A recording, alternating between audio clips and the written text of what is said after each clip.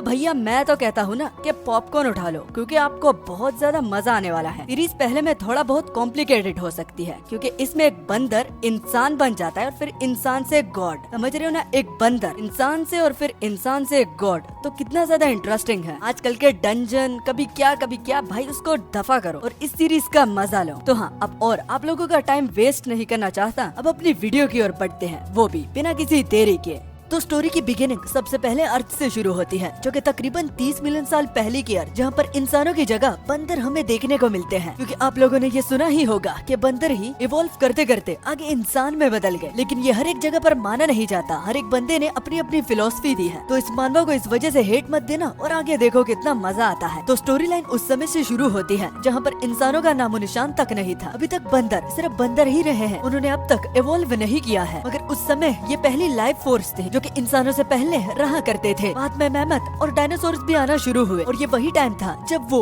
इन सब के बीच में पैदा हुआ। तो हाँ भाइयों, हमारे इस प्रोटैगनिस्ट से मिलो जो कि एक बंदर है। मगर हाँ, इसे कम मत आंकना, स्टोरी का ट्विस्ट तो आपको आगे ही पता चलेगा। कि मैं क्यों आपको बार बार रोक रहा हूँ कि जरूर एक सेकंड के लिए भी स्किप मत करना और एंजॉय करिए। हमारा प्रोटैगनिस्ट बाकी बंदरों के मुकाबले में काफी ज्यादा होनहार था। उसके पास ताकत भी थी और वो जानवरों की तरह एक्ट भी करता, लेकिन वो दिमाग का कुछ ज्यादा इस्तेमाल करता था। अगर उसकी अजीब बात यह थी कि उसे हंट करना बहुत ज्यादा पसंद था। हालांकि खुद वो एक बंदर है। मगर एक दिन ऐसा होता है कि बमबारियां शुरू हुई और आसमान से एस्टेरॉइड गिरने लगे और देखते ही देखते वहाँ पर जितने भी जानवर थे तो वो एक एक करके सब मरने लगे। कुछ दिनों की बमबारियों के रिजल्ट में सारे जानवर मर गए, लेकिन हमारा ये बंदर ये सरप्राइजिंगली नहीं मरा। मगर ये कोई चमत्कार नहीं है, क्योंकि इसकी अपनी हंटिंग स्किल ने इसको सरवाइव करने में मदद की है। क्योंकि आगे जितने भी पड़ाव आए जो कि धीरे धीरे करके बंदरों ने इवॉल्व करना शुरू किया, तो उन सब के रिजल्ट में इसने सरवाइव किया है और ये धीरे धीरे करके और ज्यादा स्ट्रॉन्ग होता गया। क्योंकि बाकी बंदर जो कि इवॉल्व करते करते कहीं ना कहीं मर जाते, मगर ये साला हरामी कभी भी नहीं मरा और धीरे धीरे करके इसकी पूरी बॉडी ही ट्रांसफॉर्म होने लगी। क्योंकि इतने सख्त टाइम में इसकी अपनी ही स्किल, जिसमें से सबसे पहले हंटिंग आती है, तो ये उसका फर्स्ट रीजन था कि वो इस जगह पर सरवाइव कर पाया। दूसरा, इसकी अपनी कॉम्बैट थी जो कि किसी भी जानवर के साथ ये लड़ सकता था। और तीसरा, फाइटिंग से तो इसे बहुत प्यार था। और सबसे अजीब बात ये थी कि फाइटिंग में इसे मजा आता था, चाहे इसमें इसको जितनी भी खरोचे क्यों ना लगी। मगर इसने उन बैटल्स को बिल्कुल एक पागल बीस्ट की तरह एंजॉय किया और सब में से स्ट्रॉन्गेस्ट बनता ही गया। इंड्योर करते करते इसे पूरे 3 मिलियन साल हो गए थे और इसकी बॉडी और मसल इतने हद तक स्ट्रॉन्ग हुए कि उसका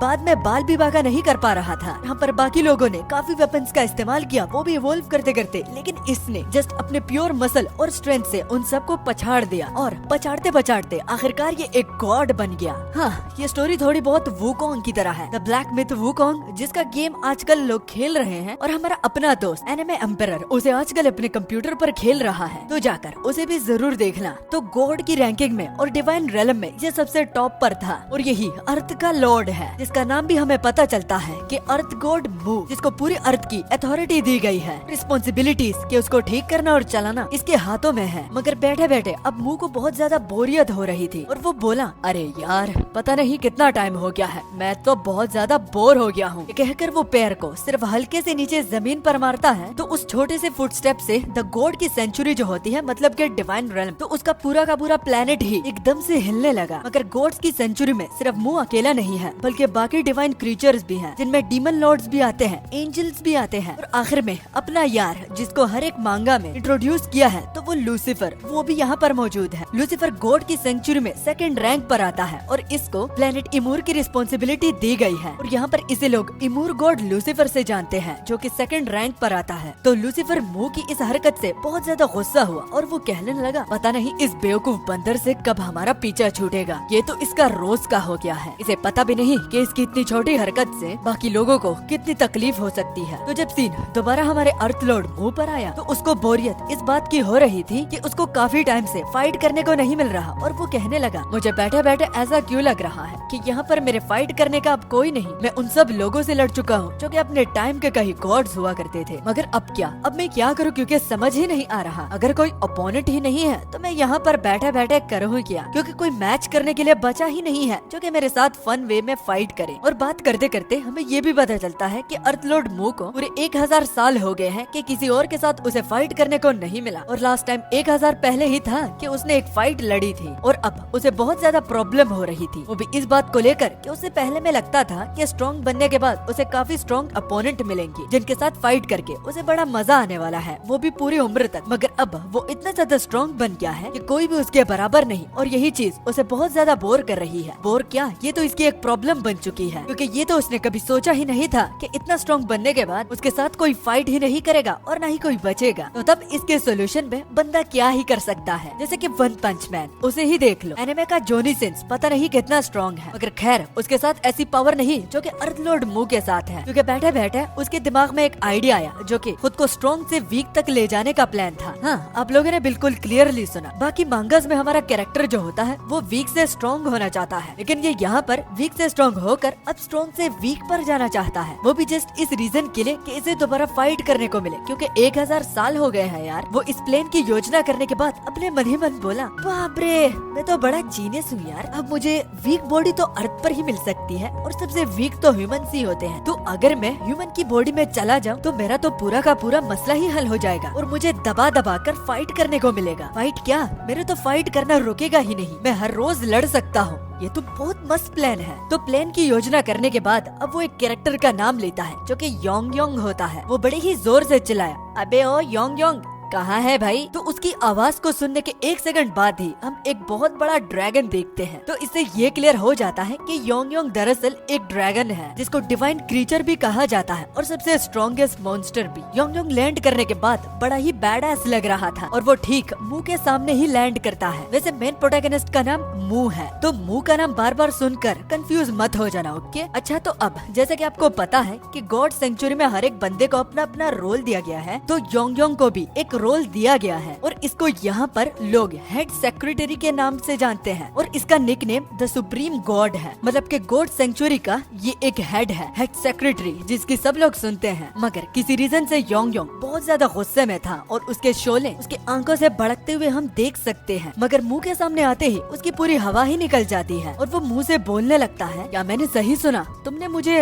योंग योंग ही बुलाया है ना? मगर मुंह उसके सवाल का जवाब न देते हुए उसी से ही एक रिक्वेस्ट की इंसिस्ट करता हुआ वापस कहीं और जा रहा था। और वो काम क्या था, तो उसे दरअसल योंग योंग को ये जस्ट बताना था कि वो जब तक वापस नहीं आता तो ये जगह की पूरी अथॉरिटी वो उसे देता है और इसका ख्याल रखना अब योंग योंग के हाथों में है। तो हाँ, जैसे कि उसका नाम है हेड सेक्रेटरी, तो काम मिलने के बाद उसे ये करना ही होगा। ये देखकर योंग योंग एकदम से ही अपना अटैक करने लगा, जो कि एक किस्म से बाइंडिंग होती है। ये योंग योंग की एबिलिटी है जिसका नाम the binding of the absolute being है। वो अपने हाथ से कुछ फॉर्मेशंस को खोलता है और उस फॉर्मेशन से चेन्स निकल आती है जो कि सीधा मुंह को जगड़ लेती है। मुझे देखकर समझ नहीं पा रहा था कि आखिर योंग योंग ऐसा क्यों कर रहा है, मगर ये चेन्स बहुत ही ज्यादा टफ है। और जब सीन योंग योंग पर गया तो वो बहुत ज्यादा गुस्से में लग रहा था, मगर वो गुस्से में नहीं था क्योंकि उसके पसीने छूट रहे हैं और वो यहाँ का हेड है। लेकिन मुंह के साथ उसका लड़ना, ये उसे खुद भी पता है कि वो इससे जीत नहीं पाएगा और जंजीरों से बांधने का भी उसका एक रीजन था जो कि वो उसे बोलकर बताता है, रुकिए रुकिए, आप कहाँ जा रहे हैं? आपने तो कुछ बताया ही नहीं मास्टर। अबे निकम्मे, थोड़ा सा तो सोच ले, आप मास्टर हो मेरे। विदाउट एनी एक्सप्लेनेशन आप मुझे यहाँ पर बीच में छोड़ के जा रहे हो, इससे मेरा ऑलरेडी ही सर दर्द करने लगा है। और बेवकूफ, क्या तुम्हें याद नहीं कि गॉड्स की गैदरिंग है, सब गॉड्स मिलकर आएंगे और कुछ चीजों पर बातें करेंगे और आपको पता नहीं कहीं जाना है, वो भी मुझे यहाँ की सारी अथॉरिटी देकर। क्या आपको पता है कितनी बड़ी मुसीबत मुझे झेलनी पड़ती है? ये छोड़ो, मुझे बताना आखिर तुम प्लान क्या बना रहे हो? मगर चेन्स भी मुंह को रोक नहीं पा रही थी और वो चलते चलते अपने साथ योंग योंग को भी खींच रहा था और वो बोलता है, इसको जस्ट एक पार्ट टाइम जॉब की तरह ही सोच लो ना, मेरी तरफ से तुम्हें ये पार्ट टाइम जॉब दिया गया है। जिस रिस्पॉन्स में योंग योंग, जो कि उसे अब तक पकड़े रखा हुआ था, तो वो चिल्लाने लगा, अबे अबे प्लीज, अब मास्टर प्लीज रुक जाइए, मेरा क्या होगा? आप क्या कर रहे हो यार मेरे साथ? आप खुद ही बोलिए, what am I supposed to do? अगर आप बिना किसी एक्सप्लेनेशन के जा रहे हो, अच्छा इतना भी सोच लीजिए, मैं आपकी जगह ले लेता हूँ। बाकी गॉड्स मुझसे पूछने लगे तो मैं क्या जवाब दूँ उनको? मुझे तो आजकल आप कुछ भी नहीं बताते हो, पता नहीं कब, कहाँ और किधर जाना है ये भी मुझे नहीं बताते। तो मीटिंग में मैं अपने झाट के बाल दिखाऊं क्या? आपके करतूतों की सारी फ्रस्ट्रेशन वो मुझ पर निकालते हैं, जरा सा तो रहम खाइए ना। मैं तो आपको नहीं जाने दे रहा क्योंकि आपको पता है वो मुझे एक ठग की तरह ट्रीट करते हैं, जहाँ आप मुझे कुछ भी बताकर नहीं जाते, जैसे कि इस सारी फसाद की जड़ मैं हूँ, बल्कि दरअसल आप हो यार। कभी कभी तो मुझे ऐसा लगता है कि मैं इस चीज के लिए ही पैदा क्यों हुआ, जैसे कि मैं वर्थलेस फील करता हूँ, मुझसे कुछ होता ही नहीं है, ना मुझसे कुछ होता है और ना आप बता के जाते हो। खुद ही बोलो कि इस सिचुएशन में बंदा क्या ही करे। और आप तो मेरे मास्टर हो, आपको तो चाहिए कि आप मुझे सब कुछ बताकर ही जाओ, मगर नहीं, आपने भी मुझे अकेला ही छोड़कर जाना है और कुछ भी नहीं बताना। जैसे कि यहाँ पर सब लोगों ने मुझे एक माली के तौर पर समझ रखा है, बस काम देकर वो लोग चले ही जाते हैं, मैं नहीं जाने दे रहा आपको। मगर जैसा कि मैंने पहले में बोला कि वो बाइंडिंग उसे रोक नहीं रही थी, तो आखिरकार उसे मुंह तोड़ भी देता है, क्योंकि वो गॉड्स तक को मार चुका है भाई, तो एक नॉर्मल सी बाइंडिंग उसे क्या रोक लेगी। अच्छा, तो उस बाइंडिंग को तोड़ने के बाद मुंह बहुत ही ज्यादा गुस्सा हुआ और वो गुस्से में बोलने लगा, अबे ओ ओवर साइज चिपकली चिमकांडी, एक रपटा बांधूंगा ना लड़का मुझसे, लड़का मुझसे, अबे तेरा मार मार के बर्ता बना दूंगा। और चाइना वालों को बेचकर वो तो वैसे भी तुम लोगों के काफी प्रजाति को खा चुका है, तो तुम्हारा भी स्वाद चख लेगा। बोल लड़ेगा क्या? जिसको सुनकर योंग योंग की बोलती बंद हो जाती है, लेकिन वो अपनी तरफ से सिर्फ एक पॉइंट को क्लियर करता है, मास्टर अगर आपको पता नहीं तो वो सिर्फ मेरे प्रजाति को नहीं बल्कि आपको भी खा जाएंगे। वो कुछ भी खा लेते हैं, आप तो बंदर हो, आपको भी खा लेंगे।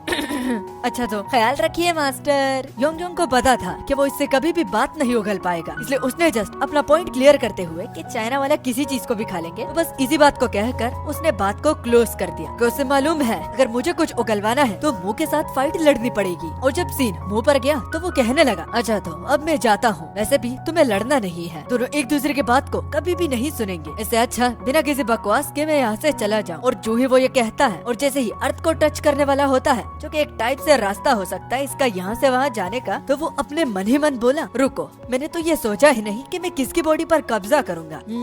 ये बड़ा मसला बन चुका है, मैं आखिर किस इंसान की बॉडी को बोरो करूं, ये तो कुछ समझ में ही नहीं आ रहा, अब क्या करूं। और ये कहते कहते बैरियर को हाथ भी लगा देता है, जिसके बाद उसे कई तरह की आवाजें सुनाई दे रही थी, जो कि अर्थ से आ रही थी, और बहुत सारे इंसान बहुत लैंग्वेजेस में बोल रहे थे, एक दूसरे को गालियाँ, पीठ पीछे एक दूसरे का बातें करना, ये तो सब कुछ उसे सुनाई दे रहा था, जो कि आजकल नॉर्मल भी है। तो उन सब शोर में से उसे सिर्फ आखिर में एक बंदे की आवाज आती है, जो कि सुसाइड करने वाला था, और सुसाइड करने से पहले वो ये चिल्लाते हुए बोलता है, अगर यहाँ पर इस अर्थ का सच में गॉड है तो जाओ भाड़ में जाओ, तुम्हारी कोई भी जरूरत नहीं है मुझे, क्योंकि आपने मेरी कभी भी मदद नहीं की, मैं आपसे बहुत ज्यादा नाराज हूँ। मेरा एक ही सपना था, वो भी एक दूसरी वर्ल्ड में जाने का, वो भी कभी नहीं पूरा कर पाए, मैं तो गया, मुझे तो मरना ही है, यहाँ मैं नहीं जी पाऊंगा। तो इस बात को सुनने के बाद वो को समझ में आ जाता है कि अब उसे किसकी बॉडी पर कब्जा करना है, क्योंकि अब तक उसे लड़ने और उसके वीक बनने में सिर्फ यही बात रोक रही थी कि किसको वो अपना बकरा बनाए। उस बंदे की भी राय लेने के बाद वो खुद भी मरना चाहता है और वो उसने खुद कंफर्म करवाया है, तो इसको सुनकर मुंह को बड़ा मजा आता है और वो पागलों की तरह हंसकर बोलने लगा, अबे मैं तो किसी को ढूंढने चला था, यहाँ पर तो ये खुद कह रहा है कि इसे मरना है, वरना तो किसी को मारना पड़ता मुझे। अच्छा, अगर तुम खुद ही चाहते हो कि मैं तुम्हें चूज करूँ तो चलो, तुम्हारी इस विश को पूरा करने के लिए तुम्हें मुझे अपनी बॉडी देनी होगी। तो हाँ, एक हाथ से लो और एक हाथ से दो, मुंह का भी काम बन जाएगा और उस बंदे का भी जो कि मरना चाहता है। ये कहते हुए और सुनते हुए उसे बहुत ज्यादा हंसी आ रही थी, मगर शायद वो ये रियलाइज नहीं कर पाया कि अब तक पीछे जो योंग योंग है वो खड़ा है। अगर योंग योंग की हिम्मत नहीं बन रही थी कि वो मुंह से पूछे वो किस बात को लेकर हंस रहे हैं और उनकी इस बातों का मतलब क्या है, बस वो तो चुपचाप एक अच्छे पेट की तरह पीछे मुंह की बातों को सुन रहा था और डिसअपॉइंट होकर रो रहा था, क्योंकि मुंह उसे कुछ भी नहीं बता रहा। तभी आखिरकार उसे योंग योंग की रोने की आवाज आती है और उसे सुनकर वो पीछे मुड़कर देखा तो उसे बहुत ज्यादा बुरा लगने लगा और वो अपने मन ही मन कहता है, क्या मुझे इस छिपकली को कोई एक्सप्लेनेशन देना चाहिए? एटलीस्ट अगर मैं यहाँ से जा रहा हूँ तो एक एक्सप्लेनेशन तो बनती ही है। तो हाँ, थैंकफुली योंग योंग को अब उसे अपने सवालों का जवाब मिलने वाला है, क्योंकि मुझे खुद भी लगा था कि इस कमीने को कुछ भी समझ में नहीं आता, बस फाइट का नशेड़ी है, मगर हाँ, इसका दिल भी नरम है, वो भी योंग योंग को लेकर। और अब योंग योंग को वो एक छोटा सा एक्सप्लेनेशन छोड़ के चला जाता है, क्योंकि वो ज्यादा उसे नहीं बताएगा कि वो अपनी बॉडी को यहाँ पर छोड़ के जा रहा है, वो भी उसके पास, और इस बॉडी का योंग योंग को ख्याल रखना है जब तक, जैसे उसने कहा कि वो वापस ना आ जाए, क्योंकि उसे कुछ जरूरी काम करना है। तो तब तक वो अपनी बॉडी को और इस पूरे गॉड सेंचुरी को योंग योंग के हवाले छोड़कर, और जो उसे सुनना भी था एक एटलीस्ट एक्सप्लेनेशन, तो वो उसे बता भी देता है और वो उसे ये भी कहता है कि मेक श्योर मैं जैसा मैंने बोला तो तुम वैसा ही करो, कोई ऊट पटांड हरकतें नहीं करनी, मेरी बॉडी का ख्याल रखना है, मीटिंग को अटेंड करनी है, डिवाइन रेलम की तुमने हिफाजत करनी है। तो समझे ना, एक किस्म से मैंने इस पूरे डिवाइन रेलम की अथॉरिटी सौंप दी है और कोई भी तुम्हारे खिलाफ आवाज नहीं उठाएगा, क्योंकि अगर वो उठाएगा तो उनको भी अच्छी तरह से मालूम है कि उनका पाला किससे से पड़ेगा। ये कहकर योंग योंग के तो पैरों तले जमीन खिसक गई और उसे पसीने बहुत तेजी से आने लगे। बाद में वो घबराते हुए मुंह से बोलता है, अबे ओ मास्टर आप गलत कर रहे हो। क्या आपको पता नहीं कि सोल लेना ये अलाउड नहीं है जब तक एक इंसान खुद मर नहीं जाता? क्या आप इंसान को मरने दोगे क्या? और अगर आपको पता हो कि अगर आप किस्मत से किसी इंसान की बॉडी को चुन भी लेते हो और अपनी सोल को उसमें ट्रांसफर भी कर देते हो, तो अगर सोल वहाँ पर मर जाती है, वो भी इंसान के शरीर में, तो आपको पता है ना कि आप भी उसके साथ मर जाओगे और फिर आपका यहाँ पर आना एकदम इम्पॉसिबल हो जाएगा। मैं तो कहता हूँ कि आप इस सिचुएशन के बारे में दोबारा सोच लो, क्योंकि कुछ भी हो सकता है। ये बहुत खतरे वाला काम है। तो उसके जवाब में हमारा मुंह बोलता है, अबे भाई तुम किसकी टेंशन ले रहे हो? तुम्हें शायद रियलाइज नहीं हुआ कि तुम मुंह की टेंशन ले रहे हो, जिसको आज तक कोई भी नहीं हरा पाया और कोई भी मुसीबत ऐसी नहीं है जिसका वो कोई सोल्यूशन ही नहीं ढूंढ पाया। ये मेरी 1000 साल पहले की प्रॉब्लम थी और इसको आज मैंने खुद हल कर लिया है। तो तुम्हें अच्छे से समझ में आ जाना चाहिए ऐसा कोई काम भी नहीं है जिसको मुंह नहीं कर सकता। तो हाँ, ज्यादा टेंशन लेने की जरूरत नहीं और मैं जल्द ही वापस आ जाऊंगा, ठीक है? मगर खैर, तुम्हारे कंसर्न के लिए बहुत ज्यादा शुक्रिया। तुम्हारी जगह कोई और होता तो वो तो कहता कि जाओ, ताकि उसे यहाँ पर इस गोड की सेंचुरी पर थोड़ा बहुत रूल करने का मौका मिले, जो कि उसके अलावा हर एक गोड का ड्रीम है, वो भी इस गोल्ड रेल्म का रूलर बनना, जो कि बाकी गोड्स पर रूल करे। मगर इसी सिचुएशन में भी आखिर में योंग योंग दोबारा से वही बात दोहराता है, अबे भाई इस तरह मत कर, अलाउड नहीं है ना यार। और अलाउ से एक बेटर रीजन दूं, बहुत खतरे वाला काम है। अरे आपकी तो फटके 4 होनी चाहिए। ये क्या कर रहा है?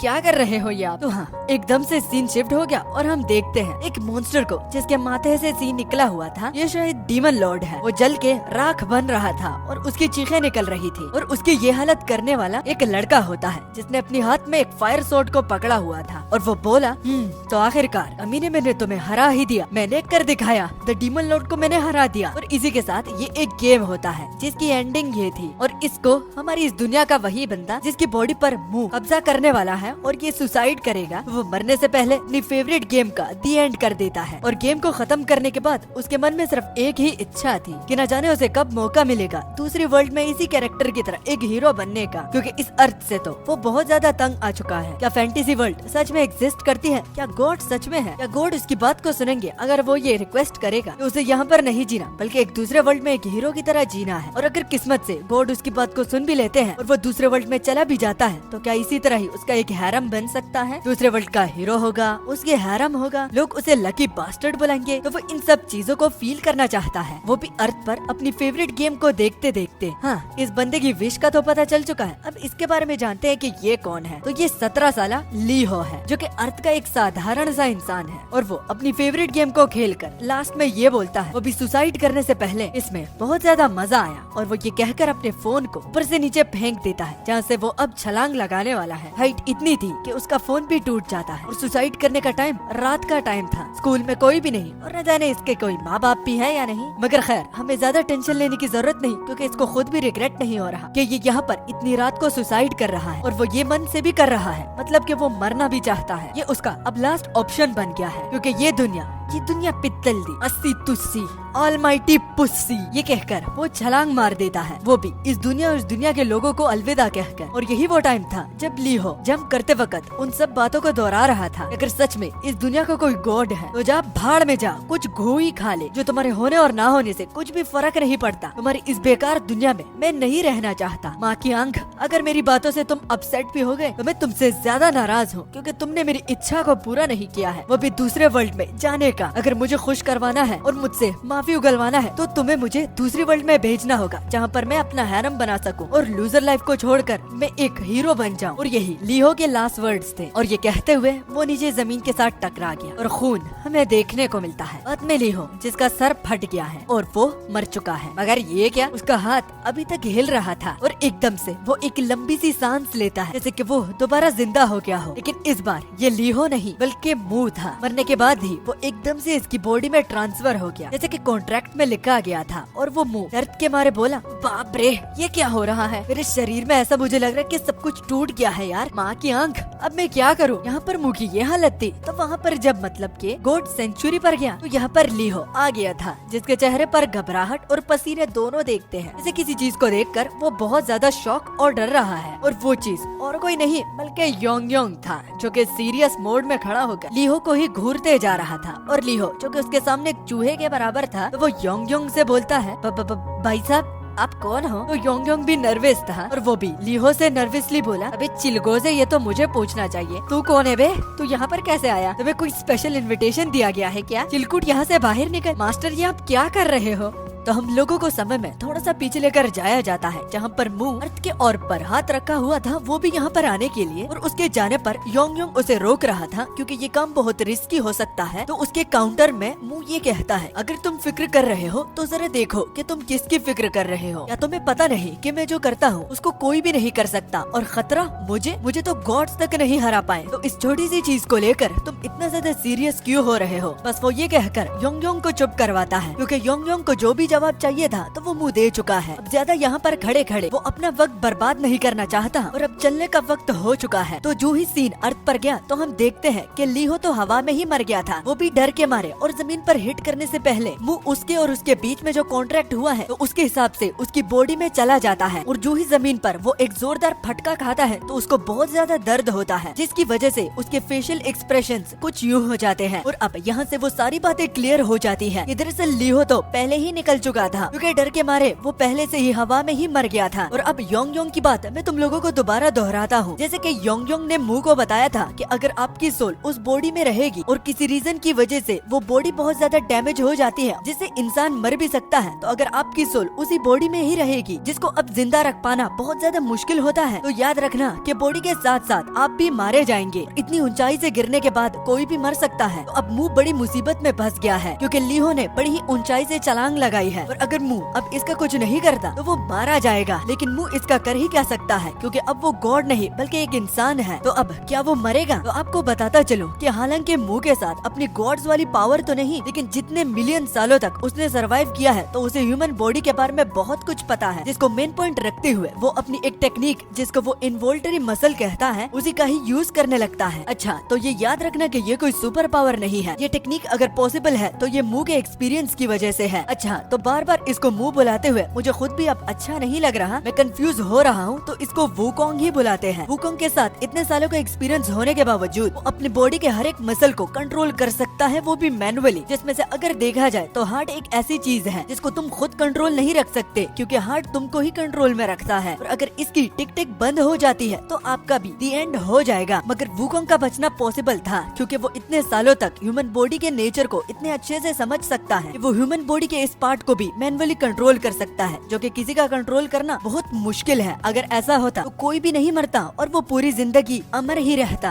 बाद में वुकोंग यानी कि अर्थ पर जो लीहो की बॉडी में बैठा हुआ है तो उसकी आंखें खुल जाती हैं। उसने हार्ट को तो रिपेयर कर लिया है, और इतने ऊपर से नीचे गिरने के बाद जितना भी खून इस वजह से बह रहा था तो वो उसे भी रोक लेता है अपनी इस टेक्निक की मदद से। खुद को पूरी तरह से रिपेयर करने के बाद, जो कि 100% तो नहीं था, लेकिन उसने खुद को चलने के काबिल बना लिया है। वो उठ खड़ा होता है और वो बोलने लगा, इस खून को देखे हुए मुझे काफी अरसा हो गया है, पता नहीं क्यों, लेकिन इतने सारा खून बहाने के बाद भी मुझे डर नहीं बल्कि एक्साइटमेंट हो रही है। और दर्द को महसूस करने के बाद, जो कि उसकी अकॉम्प्लिशमेंट हो चुकी है, तो इसे महसूस करके वो अपने मन ही मन बोलने लगा, कहने को तो मुझे बाकी गॉड्स बेवकूफ बुलाते हैं, लेकिन इस पेन को फील करने के बाद मैं ये खुलेआम कह सकता हूँ, मुझे कोई भी रिग्रेट नहीं, वो भी यहाँ पर आने के बाद, कि जो मुझे चाहिए था तो वो मुझे मिल चुका है, जो कि दर्द है। क्योंकि इस फीलिंग को मैं लगभग भूल ही चुका था कि आखिर पेन नामी एक चीज भी होती है। और इस बात को खुशी खुशी एक्सेप्ट करके वो अपनी मेमोरीज को भी रिकॉल करने लगता है, जो कि अब वो लीहो की बॉडी में है, तो उसे अपनी मेमोरीज को रिकॉल करके घर का पता भी लगवाना है, उसका बेस पर जाना, जो कि अर्थ में उसे होम कहते हैं, यानी कि घर। तो बस इमरजेंसी में वो उसका उतना ही पता लगाता है। बेस पर जाने के बाद वो इस लड़के के बारे में और भी जानना चाहेगा, मगर अब भी जैसे कि मैंने बोला कि उसने खुद को इतने हद तक रिपेयर कर लिया है कि वो चल फिर सकता है, लेकिन है तो वो एक इंसान की बॉडी में। तो वो लड़खड़ाते हुए बड़ी ही स्लो पेस में जा रहा था, जिसे देखकर वो कहने लगा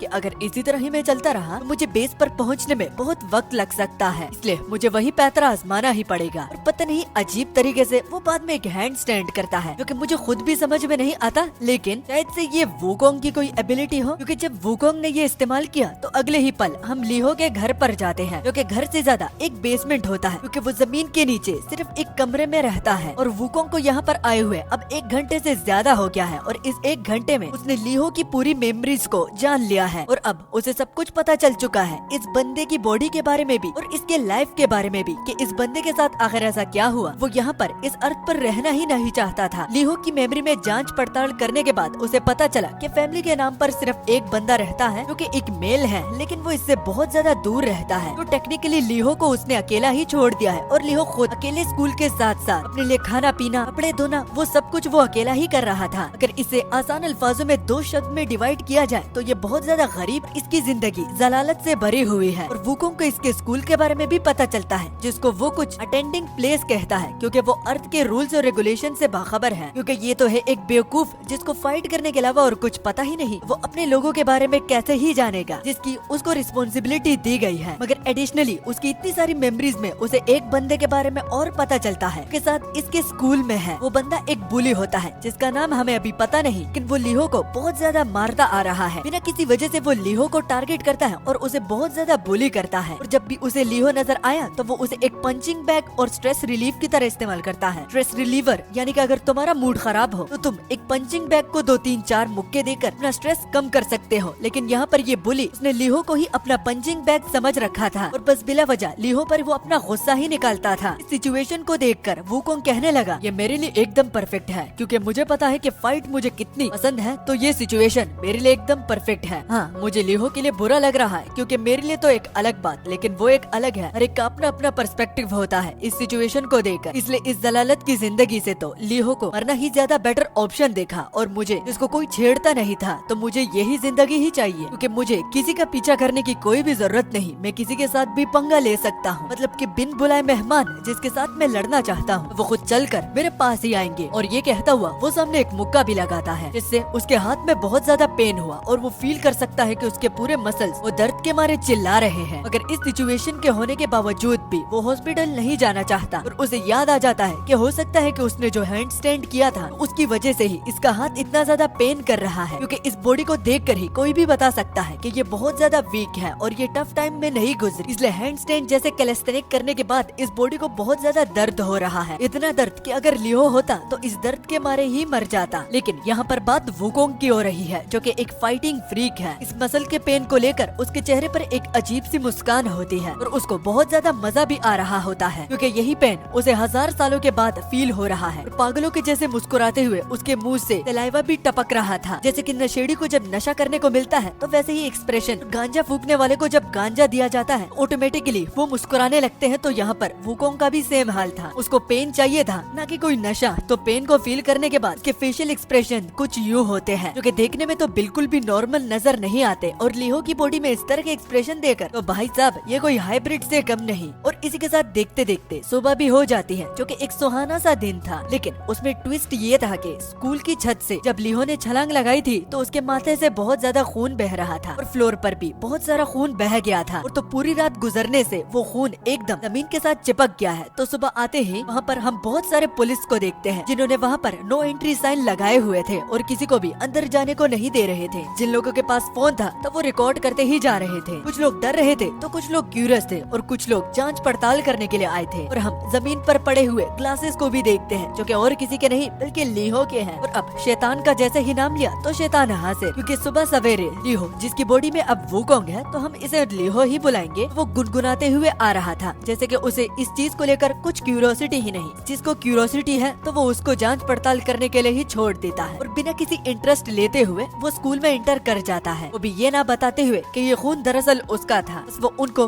अपना काम करने देते हैं जो कि उनका काम ही है, तो वो उनको डिस्टर्ब नहीं करना चाहता। मालूम होता है कि लीहो की बॉडी में जो वुकोंग था तो उसे स्कूल के बारे में कुछ भी पता नहीं, वहाँ पर टाइम से जाना होता है तो इसलिए वो बहुत देर से आया था। लेकिन उसको इस बात को लेकर कोई भी टेंशन नहीं थी। अगर उसे कोई एक्साइटमेंट थी तो वो उस बंदे के पास जाने की जो कि लीहो को तंग करता था। इसलिए तो लीहो ने धड़ाम से दरवाजा खोला, वो भी लेक्चर के बीच में, और वो इतनी जोर से खोलता है कि मैं आपको क्या बताऊं कि वो उल्टा ही बम खाकर उसी को ही मुंह पर मारता है। वो न्यूटन की लॉ पता है ना, एक्शन एंड रिएक्शन, बिल्कुल वैसा ही होता है। इस बेवकूफी की हरकत से वो बुली जो कि लीहो को तंग करता था तो उसकी नजर भी लीहो पर ही पड़ती है कि उसने कमोशन ही तो बनाया है। वो बुली लीहो को इडियट बुलाता है कि वो यहाँ पर क्या कर रहा है, सुबह सुबह उसने कौन सा नशा करा है। उसकी हरकतें पहले से अलग नजर आ रही है। लीहो अपने दर्द का मजा लेते हुए बाद में एक सीरियस फेस के साथ उस बुली के पास आ जाता है और ठीक उसके सामने खड़ा होता है। खड़े होने के बाद बाद वो दोबारा एक मैनिएक की तरह उसकी ओर देखकर हंसता है और हंसते हुए वो उस बुली की ओर देखकर बोला,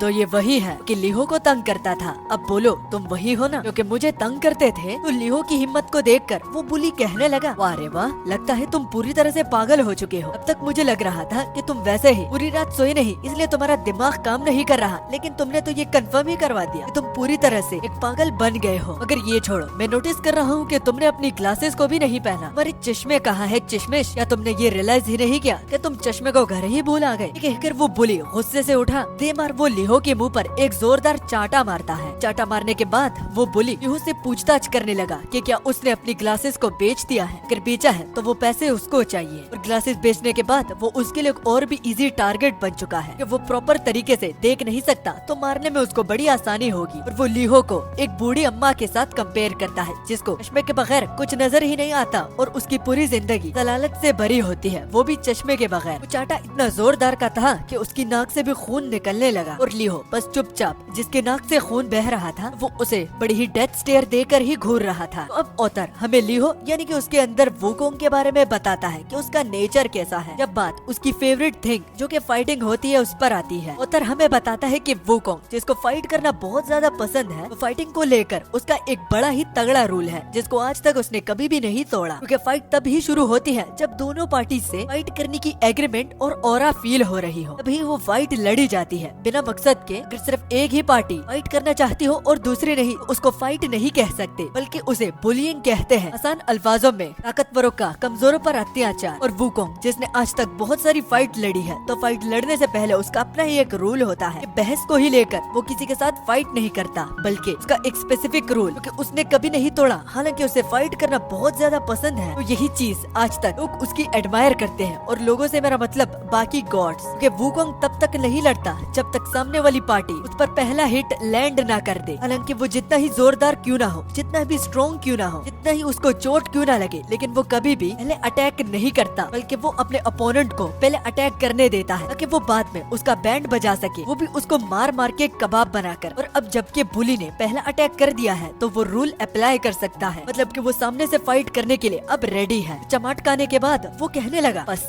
इसी चीज का तो ही इंतजार था। उसे हंसते हुए देखकर वो बुली कहने लगा, माट खाने के बाद और ब्लड निकलने के बाद तुम पागल हो गए हो कि तुम हंस रहे हो। लेकिन खैर मुझे फर्क नहीं पड़ता, अगर तुम्हें मार खाना ही पसंद है तो तुम्हारी इस विश को पूरा करता हूँ। लेकिन विद इन एन इंस्टिंक्ट, मतलब के पलक झपकाते ही वो इतनी जोर और इतनी फास्ट तरीके से उसके चेहरे पर हिट लैंड करता है कि एक तो उस बुली की नाक से खून निकलने लगता है और उल्टा उसके हाथ खुद भी दर्द करने लगता है। दर्द को वो खुद भी इंजॉय करता है, अगर वो भी थोड़ी देर के लिए, क्योंकि आज पहले से ही उसकी हालत बहुत खराब है। और इस बॉडी की मदद से एक जोरदार हिट लैंड करना तो उसको खुद भी भारी पड़ा। और पंच लैंड करने से पहले वो भूल ही गया था, पूरी तरह से उसका हाथ रिकवर नहीं हुआ, वो भी रात के इंसिडेंट की वजह से। दोनों को लड़ता हुआ देख अब टीचर भी सामने से बोलने लगे, जो कि मैंने रियलाइज ही नहीं किया कि इस क्लास में टीचर भी है, क्योंकि अब तक मुझे ऐसा लग रहा था कि शायद ऑथर से कोई गलती हो गई हो। अच्छा, तो टीचर दोनों को बदतमीज बुलाता है कि दोनों बदतमीजों, तुम लोगों को शर्म नहीं आती कि क्लास के दौरान ही लड़ने लगे हो? और तुम्हें पता नहीं यहाँ पर लोग पढ़ने आते हैं? अगर तुम दोनों को खुद नहीं पढ़ना तो ये बात तो समझ में आती है, लेकिन बाद में लोगों को भी डिस्टर्ब करना। रुको,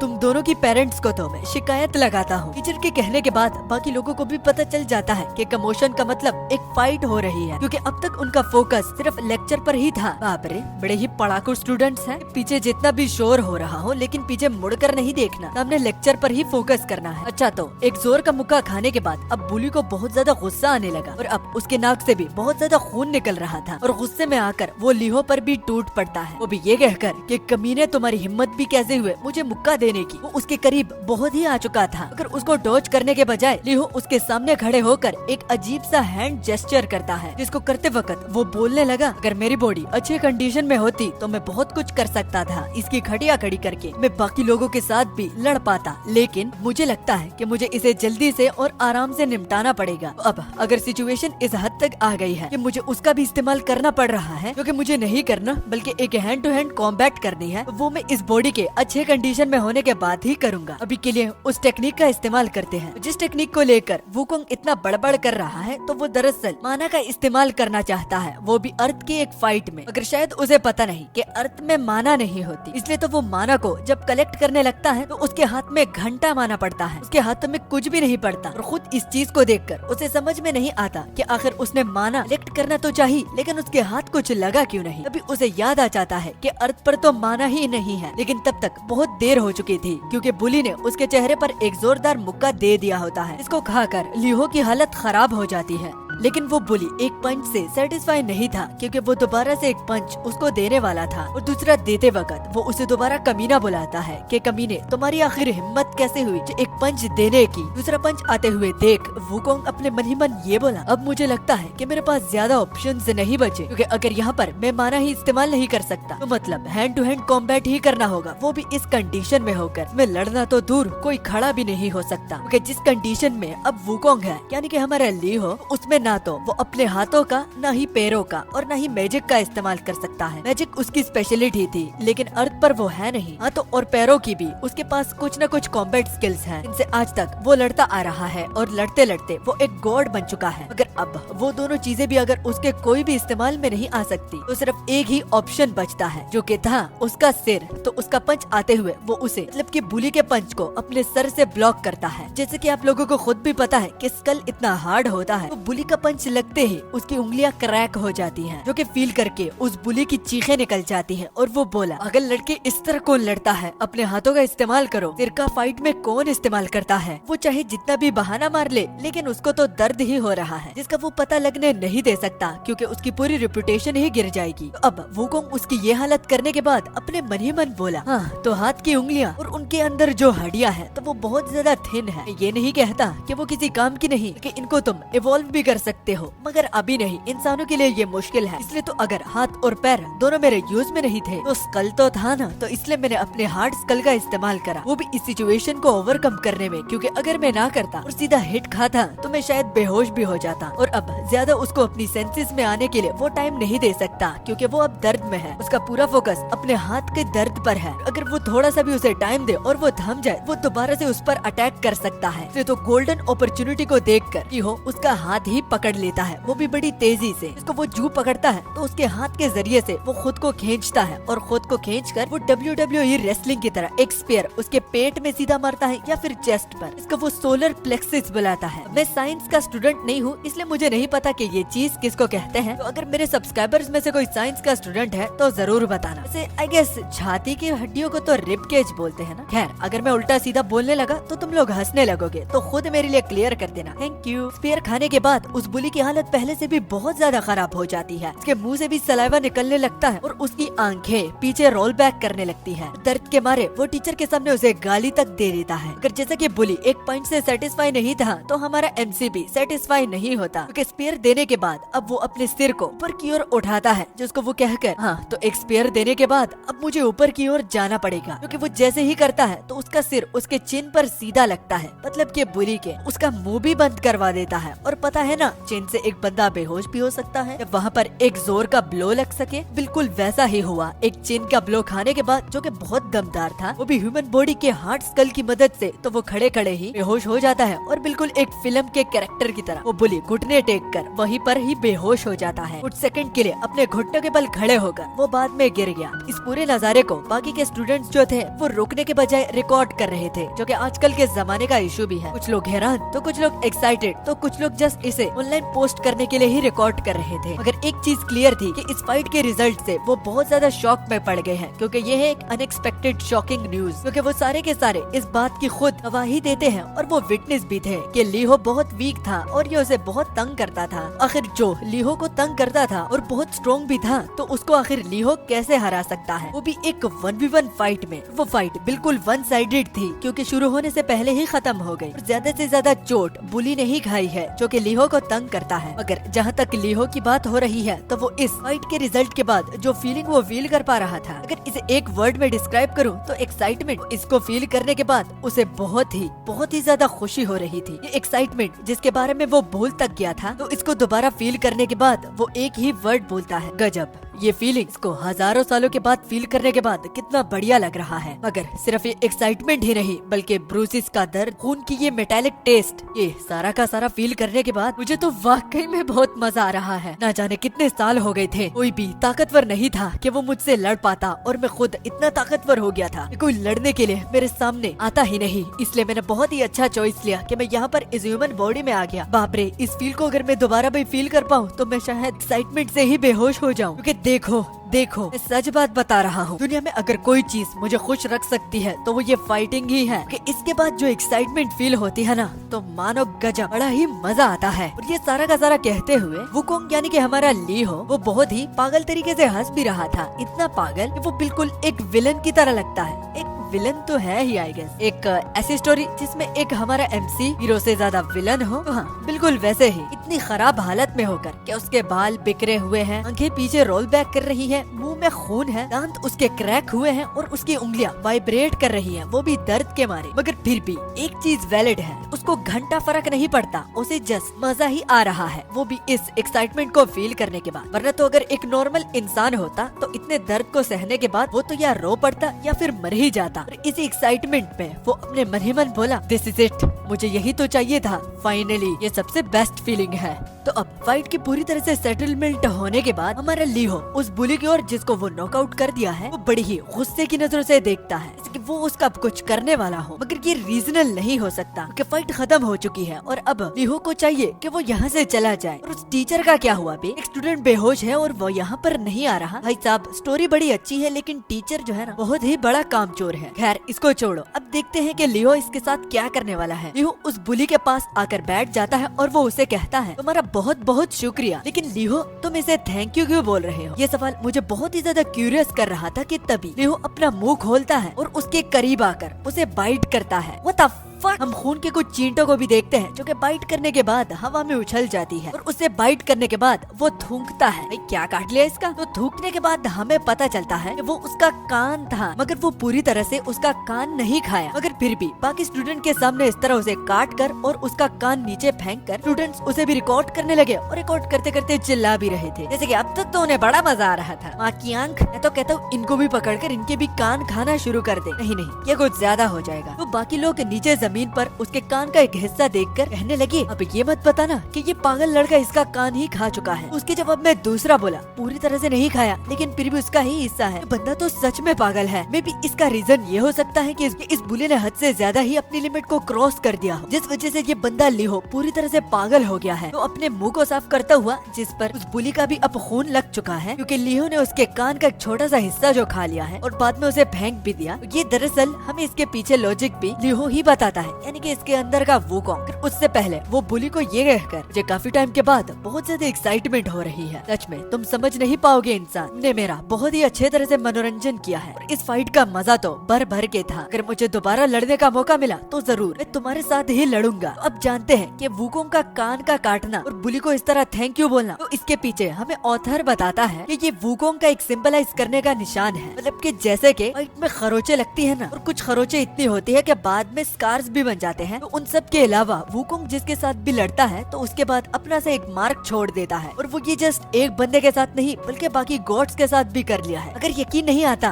तो मैं कहता हूँ कि पीछे जाकर स्किप कर लो और जहाँ पर मैंने लूसीफर का जिसे इंट्रोडक्शन दिया था उसके कान पर जरा एक नजर डालना। उसके कान का छोटा हिस्सा बिल्कुल इस बुली की तरह होगा। अगर इसके पीछे भी एक रीजन है कि काटना, वुकोंग हर किसी को नहीं काटता जिसको वो हरा देता है, बल्कि सिर्फ उनको ही काटता है। इस फाइट को लड़ने में उसे बहुत ज्यादा मजा आया हो। पता है ना, हमको इसको फाइट बहुत पसंद है, तो जिस फाइट में इसको मजा आया और अपोनेंट को हरा दिया तो बाद में ये उस पर अपनी मार्किंग को छोड़ देता है कि एक किस्म से अपना ग्रेटिट्यूड पेश करने का, मतलब कि एक थैंक यू, वो भी एक अच्छी सी फाइट लड़ने में। भाई ये कौन सा थैंक यू है? कल को तुम भी ना कर लेना भाइयों, ये जो फोन के पीछे बैठकर मेरी वीडियो देख रहे हो, समझे ना? हाँ, ये एक मानवा है भाई। अच्छा, अब वीडियो पर आते हैं। और जिस को भी वुकोंग ने काटा है ना, तो उसको काटने के बाद वुकोंग ने उन लोगों को नाम भी दे दिया है, क्योंकि आजकल सब लोग जानते हैं और बच्चों को बहुत पसंद भी है। खिलौने, हमें भी बचपन में खिलौने पसंद थे ना, तो यही वुकोंग के खिलौने हैं जिनके कान पर वुकोंग की मार्किंग है। और उसकी मार्किंग में सबसे ज्यादा टारगेट जो थे वो फॉर्मिडेबल वॉरियर्स थे, वो भी अलग अलग डायमेंशन से, जो कि वहाँ के या हीरोज या फिर विलन्स विद एक्सट्रीम पावर्स के साथ। और जिस जिसको भी वुकोंग काटता था तो बाकी लोग जब उनके कानों पर ये निशान देखते थे तो उनको खुद को इंट्रोडक्शन की कोई भी करने की जरूरत नहीं थी, क्योंकि ऑलरेडी वो जानते हैं कि जिसको भी वो काटता है तो वो बहुत ज्यादा स्ट्रॉन्ग होता है। इतना स्ट्रॉन्ग कि जब वुकोंग भी उनके साथ लड़ रहा था तो वो भी बहुत मजे ले रहा था। मगर हर एक डायमेंशन के अलग अलग रूल्स होते हैं, उनमें से अर्थ भी आता है, जहाँ पर इस जैसे लोगों को आदमखोर कहते हैं या फिर पागल, साइकोपाथ, जिनसे लोग दूर ही रहना पसंद करते हैं। जब सीन दोबारा अर्थ पर आया तो क्लास में बाकी बैठे लोग वो अलग अलग सेक्शन तक ये बात पहुँचा देते हैं कि फाइट को किसने जीता और फाइट के रिजल्ट में आखिर ने लिहो ने क्या किया। तो एक क्लास में दो लड़के आपस में एक दूसरे को ये बात बता रहे थे कि क्या तुमने सुना कि उस सेकंड ग्रेड के लड़के ने फाइट में क्या करा। तो उसके रिस्पॉन्स में वो दूसरा बोला, वो भी यॉर्निंग करते हुए, क्योंकि वो उसकी बातों से बहुत ज्यादा पक रहा था कि फाइट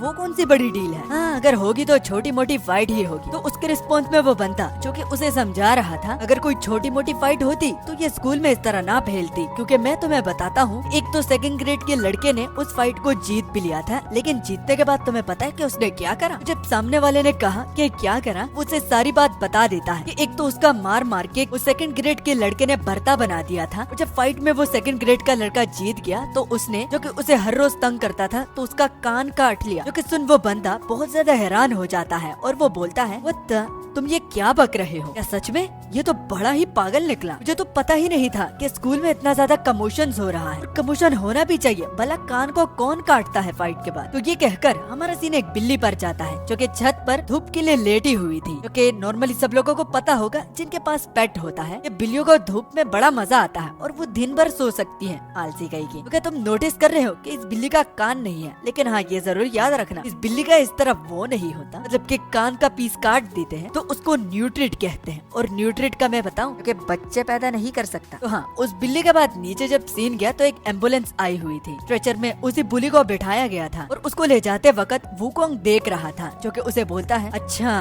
तो ये होती है मोबाइल ट्रीटमेंट सर्विस, काफी बढ़िया है, तुम कहीं भी पड़े क्यों ना हो, लेकिन एक कॉल के जरिए से कुछ लोग तुम्हें पिक करने के लिए आते हैं। अरे वाह, बड़ा ही अच्छा सिस्टम है। स्ट्रेचर में उस बुली को पूरी तरह से लोड करने के बाद जब वो एम्बुलेंस निकल पड़ी तो पीछे से हमारा वुकोंग उसे टाटा कहता है और वो बोला, दोबारा जरूर मिलना, तुम्हारे साथ काफी मजा आया। तो उसके ये कहते ही पीछे उसका टीचर आ जाता है, जो कि गुस्से में उसे बोला, लिहो जल्दी से टीचर ऑफिस रूम की ओर चलो, आज जो तुमने भगदड़ की है ना तो इसका तुम्हें सजा जरूर मिलेगी। अब मेरा मुंह खड़े खड़े क्या देख रहे हो, जल्दी से मेरे पीछे चलो। वो टीचर ऑफिस रूम में आने के बाद वो टीचर उस पर बहुत ही ज्यादा भड़कने लगा, यहाँ तक कि इतना कि वो खुद टमाटर की तरह लाल हो जाता है। जैसे कि तुम्हें पता है कि स्टूडेंट्स को गालियाँ नहीं देते, वैसे टूर्नामेंट में तो भाई गालियाँ क्या छोड़ो, इस मानवा में वो उसे गालियाँ भी दे देता है, जो कि कुछ हद तक मैंने पहली बार सुना है। वरना तो फॉरेन कंट्री में जितने भी बच्चे होते उनको अगर टीचर गाली देते तो भाई साहब जेल पड़ जाती है। तो अभी भी गुस्से में हुआ वही टीचर पर भड़क रहा था और आखिर में इतना भड़कता है कि वो एक रजिस्टर को उठा लेता है जिससे वो लिहो को मारने वाला था, वो भी ये कहकर,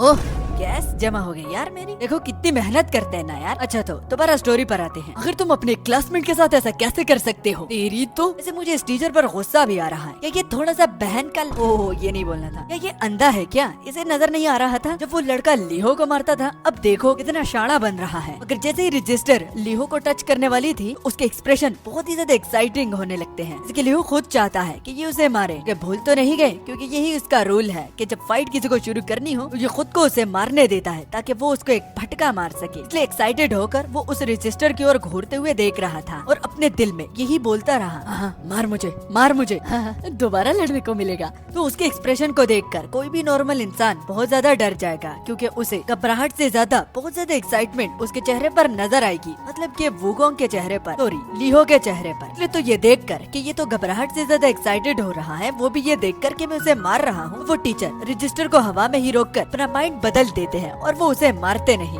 बाद में रजिस्टर रखे वो तो जस्ट ये बोले, मुझे लग रहा है कि मैं बेवकूफ हूँ कि मैं तुमसे बातें कर रहा हूँ। मूर्ख बच्चे, जरा अपना चेहरे की ओर तो देखो, ऐसे एक्सप्रेशन बना रहे हो। लेकिन उनकी घबराहट को हम देख सकते हैं कि वो कितना ज्यादा डर गए हैं, वो भी लिहो के फेशियल एक्सप्रेशन को देखकर, क्योंकि उन्हें पता था कि अगर वो ये कर देते ना जाने उनके साथ क्या होता, जो कि उनको भी पता ना था। वो जस्ट लिहो को ये बोले कि अपने पेरेंट्स को लेकर आओ, क्योंकि वो मारेगा तो नहीं और बिल्कुल भी नहीं। जिस तरह की लिहो एक्सप्रेशन बना रहा है और इसके अलावा एडिशनली टीचर ये भी कहते हैं, देखो बच्चे दोबारा इस तरह मत करना, आज के लिए मैं तुम्हें जाने दे रहा हूँ। जाने क्या, मैं तो कहता हूँ कि आज तुम जल्दी ही छुट्टी ले लो और बस जल्दी स्कूल से दफा हो जाओ। जो कि देख के लिहो को इस चीज से ज्यादा उस बात में इंटरेस्ट था कि ये उसे मार क्यों नहीं रहे, और ये देख करके वो उसे मार नहीं रहे, वो उसके बारे में सोचने लगा, वो भी थोड़ा बहुत डिसअपॉइंट होकर। लेकिन जल्दी छुट्टी, वो आखिर उसे जल्दी छुट्टी क्यों दे रहे हैं? तो यही तो लिहो के लिए सबसे ज्यादा कंफ्यूजन वाली बात थी। जिसके बाद अगले सीन में हम देखते हैं कि जल्दी छुट्टी मिलने के बाद वो यहाँ वहाँ फिर रहा था। और उसको जल्दी छुट्टी मिलने के बाद पूरे रास्ते वो यही सोच रहा था कि जल्दी छुट्टी का मतलब बेस पर जाना, मतलब कि वो अपने हाउस को बेस बुलाता है और वहाँ पर ट्रेनिंग कर रहा। बाप रे भाई, इसको कितनी ट्रेनिंग करनी है यार। मगर खैर, ट्रेनिंग के अलावा भी उसके दिमाग में एक और चीज भी आती है, जो कि अपनी बॉडी को रिकवर करना था, क्योंकि उसे पता चला कि इस बॉडी को वो आराम करके ही रिकवर कर सकता है। जितना भी डैमेज उसे हुआ है, तो इस बॉडी को रेस्ट देकर जल्दी दोबारा अपने हेल्थी फॉर्म में आ जाएगा, क्योंकि फाइटिंग के लिए उसे आराम की जरूरत है। अगर वो आराम नहीं करेगा तो उसकी बॉडी रिकवर नहीं करेगी, और अगर बॉडी रिकवर नहीं करेगी तो वो फिर अपने फाइट में बेस्ट नहीं दे पाएगा, वो भी कभी भी नहीं। क्योंकि फाइटिंग के लिए ये बॉडी बहुत ज्यादा फ्रेजाइल है, मतलब कि बहुत ज्यादा नाजुक, ये हिट तक को नहीं खा सकती और न ही हिट दे सकती है। दोनों सिचुएशन में इसे दर्द ही होगा। मगर अभी भी वो जस्ट कहता है, काश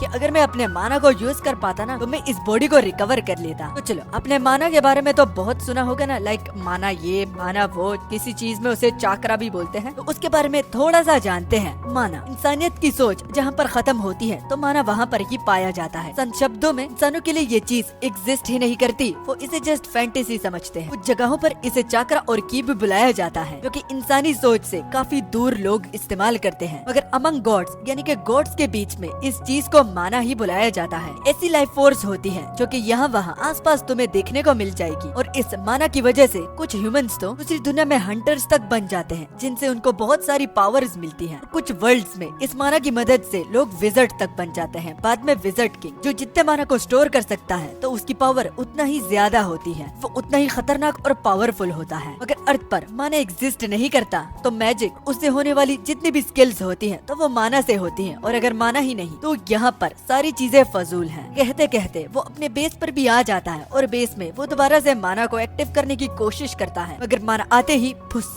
मिली सेकंड लगता है माना को यहाँ वहाँ एवेपोरेट होने में। चाहे लियो जितने भी मेहनत कर ले, लेकिन वो माना को कलेक्ट नहीं कर सकता। किस्मत तक उसका साथ नहीं दे रही कि एक मिरेकल हो जाए ताकि वो थोड़ा बहुत माना कलेक्ट कर ले। कि किस्मत तो तब काम करती है ना, जब एक चीज एग्जिस्ट करती हो और उसको पाना हो, तो अर्थ पर तो एग्जिस्ट ही नहीं करती। और अब उसको ये क्लियरली समझ में आ गया है कि यहाँ पर लड़ने के लिए उसे हाथों और पैरों से ही ज्यादा काम लेना पड़ेगा, क्योंकि पावरफुल से पावरफुल ब्लो वो चाकरा की मदद से कर सकता है, जिसको वो माना कहते हैं। और अगर वो ही यहाँ पर नहीं, तो उसे अब फिजिकल फाइट पर ही ज्यादा फोकस करना होगा। वुकोंग को अच्छे से पता है कि इसे अडेप्ट करने में टाइम लग सकता है, लेकिन वो ट्राई जरूर करेगा। वो भी इस चीज को अडेप्ट करने में कि हाथों और पैरों से पूरी जिंदगी कैसे लड़ा जाता है, और इसी बदौलत वो इस बॉडी को भी स्ट्रॉन्ग कर लेगा, ताकि बाद में वो इट को खाना, मतलब कि अपना टॉलरेंस और इम्पैक्ट दोनों बढ़ा सके। एडिशनली वुकोंग को ये बात भी पता होती है कि रिकवर होने में बहुत टाइम लग सकता है, तो वो दोबारा से अपनी वर्ल्ड पर जाने का ठान लेता है, क्योंकि पता नहीं कितना टाइम लगेगा वो भी इस बॉडी को रिकवर करने में। इसलिए तो बेड पर लेट कर वो अपने मन ही मन ये बोला, रिकवर होने में बहुत ज्यादा टाइम लगेगा, तो तब तक मुझे लगता है कि वापस जाना चाहिए। एक बार मेरी बॉडी रिकवर हो जाए तो मैं दोबारा से लड़ पाऊंगा, वो भी अपना बेस्ट देकर। तो चलो अब यहाँ से चलते हैं। जो ही उसने ये बोला तो उसकी आंखें बंद थी, और आंखें बंद होते ही उसको मिली सेकंड तक नहीं लगता कि वो दोबारा से अपनी गॉड वाली बॉडी में आ जाता है। और अब वो लिहो नहीं बल्कि गॉड मू, जिसको मैंने वुकोंग का नाम दिया है। जो ही बाद में वुकोंग अपनी आंखों को खोला तो उसे सामने की तरफ से बहुत आवाजें आ रही थी, जैसे कि कोई लड़ रहा हो। और पूरी तरह से उठने के बाद और सामने देखने के बाद उसे पता चलता है कि योंग योंग और लिहो आपस में लड़ रहे थे। लिहो योंग योंग के गले को बहुत कस के पकड़ा हुआ था और जाने देने का नाम ही नहीं ले रहा था, और इतना कस से पकड़ा हुआ था कि योंग योंग का दम घुटने लगता है और उसे सांस लेने तक में मुश्किल हो रही थी। एडिशनली वो खांस भी रहा था जैसे कि वो बस मरने ही वाला हो, वो भी इस चिलगोजे के हाथों। देखकर वुकोंग को इतना तो समझ में आ जाता है कि ये लड़ रहे हैं, लेकिन आखिर किस चीज को लेकर, तो यही चीज उसे समझ में नहीं आ रही थी, और वो जस्ट इन दोनों को लड़ते हुए देख रहा था, वो भी चुपचाप और दूर से।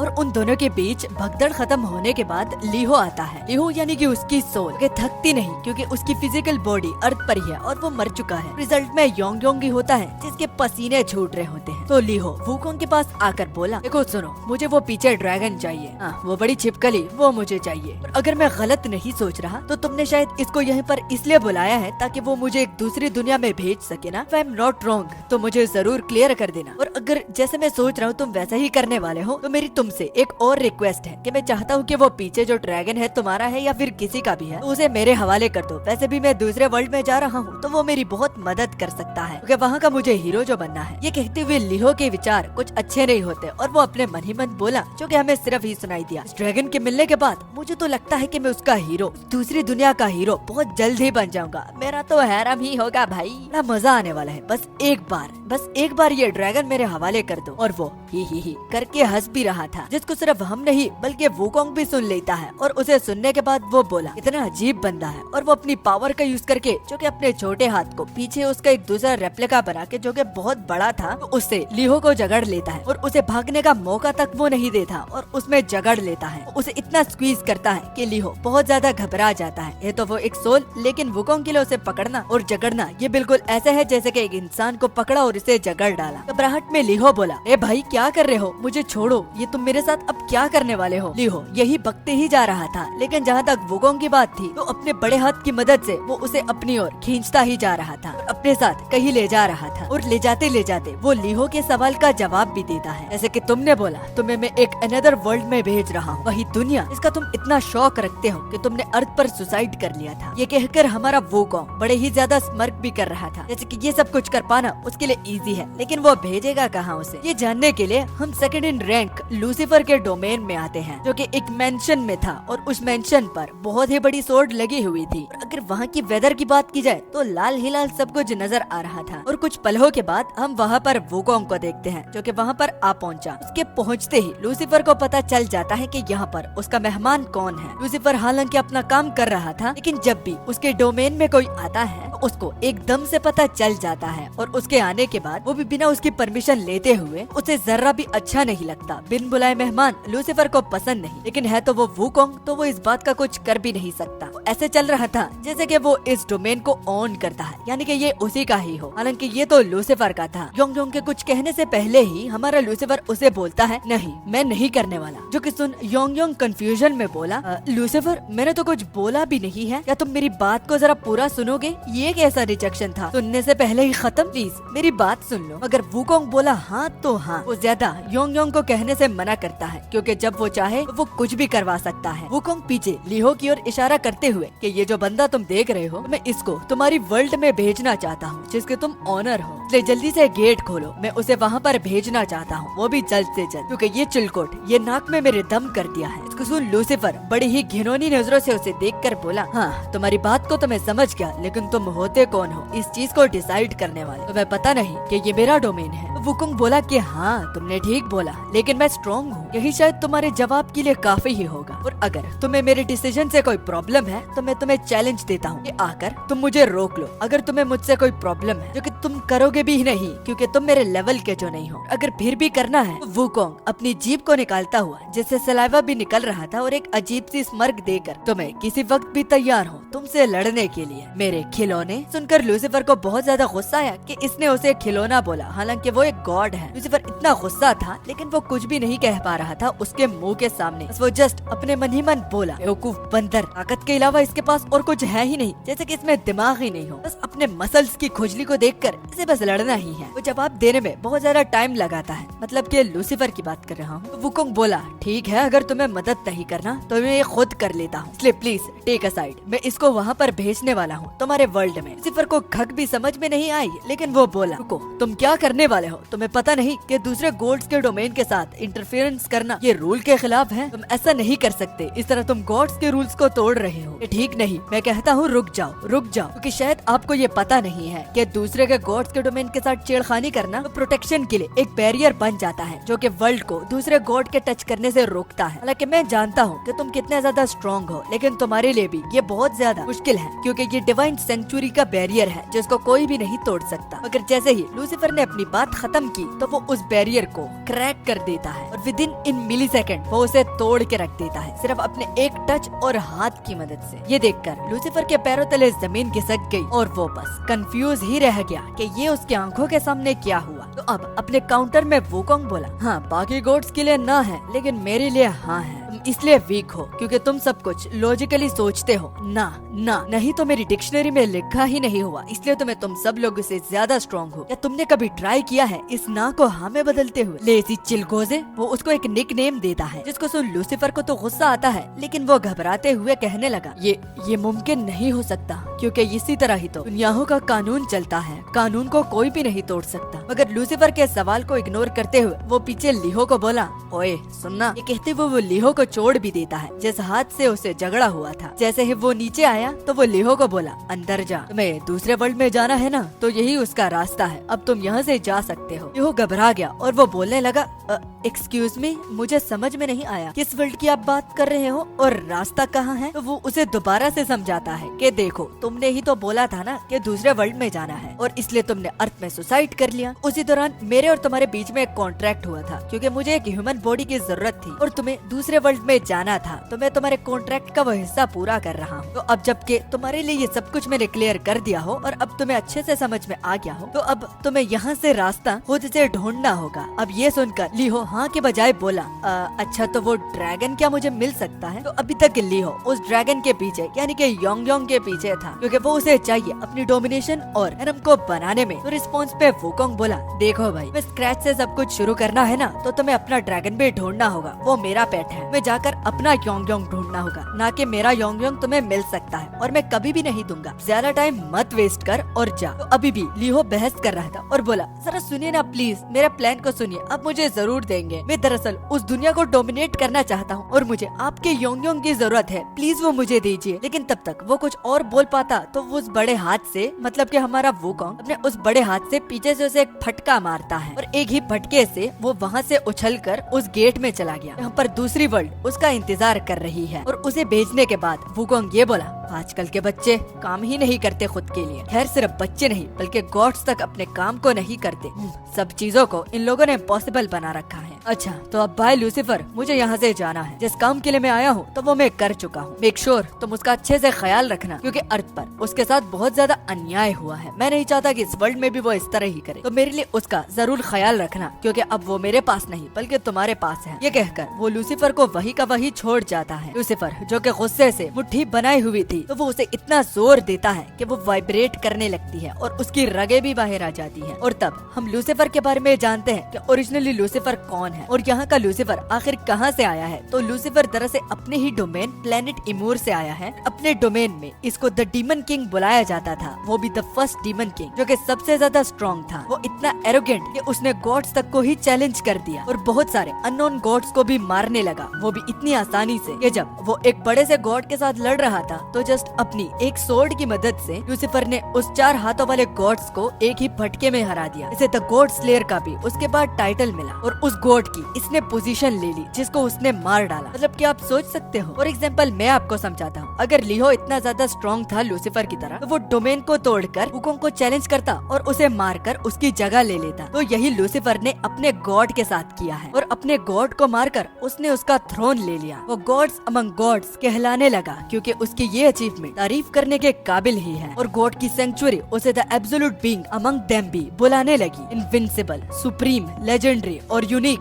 मिथिकल, कैटास्ट्रोफिक, हाँ और बहुत कुछ। बस लूसीफर कूल ही है, वो बहुत ऑसम है, मगर तब तक जब तक वो हमारे वूकोंग से नहीं मिला क्योंकि वूकोंग से वो बड़ी ही बुरी तरह से हारा है और आज तक उसका ग्रज वूकोंग की ओर नहीं बदला। वो मौका मिलते ही उससे जरूर अपना बदला लेगा और इसी का ही वो वेट कर रहा है। और गुस्से में लूसीफर ये कहकर, पागल बंदर, मैं तुमसे जरूर अपना बदला लेकर ही रहूंगा। जिसके बाद सीन शिफ्ट हुआ और हम देखते हैं कि योंग योंग और वूकोंग को जो कि अपनी जगह वापस जा रहे थे, लेकिन वहाँ पर एक बड़ी आंख जो कि लूसीफर ने भेजी हुई थी, तो वो उसे पीछे से स्पेक्टेट कर रही थी। अब ये लूसीफर ने क्यों किया है तो ये तो अगले पार्ट में ही पता चलेगा। उम्मीद है आप लोगों को ये सीरीज पसंद आई होगी। तो चलो मिलता हूँ अगले पार्ट के साथ जो कि कल ही होगा। ओके, चैनल पर नए हो तो सब्सक्राइब करना, वीडियो को लाइक करना, ज्यादा से ज्यादा भाई ज्यादा से ज्यादा से शेयर करना और बेल आइकन को ऑन रखना। तब तक के लिए अलविदा, टाटा एंड बाय।